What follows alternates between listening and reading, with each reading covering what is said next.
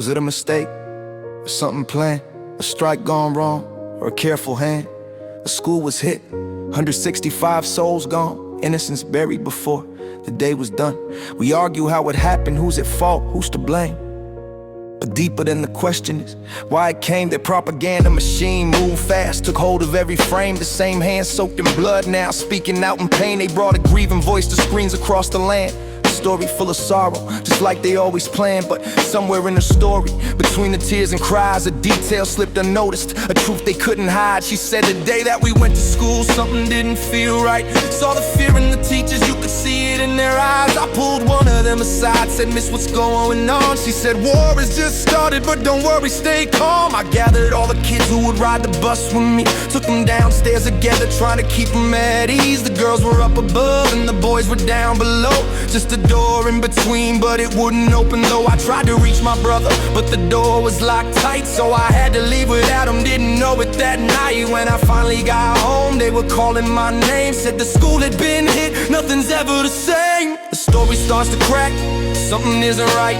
You couldn't shape a words to fit the script you write. A truth cuts through the version that you tried to sell, and every little detail starts to ring a bell. If teachers fear the war, why keep the children there? Why send some of them home while others left unaware? One school walks away, the other locked inside, a door between their lives and nowhere left to hide. Oh wait, this feels familiar, I've heard this tale before.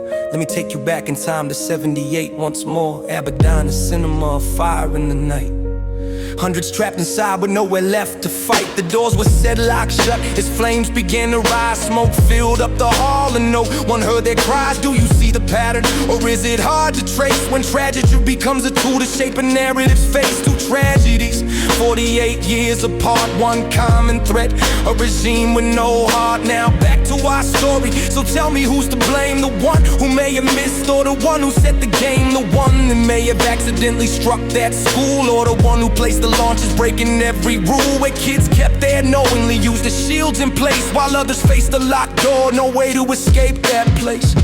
We grieve for every one of those school kids. We grieve for the 50,000 just 6 weeks before this, and the tens of thousands more since 79. Lives taken, erased, left behind. If they're telling the truth, then why hide what's inside? Why won't their families speak with journalists outside? You're listening to propaganda carefully designed from people who've taken young lives time after time.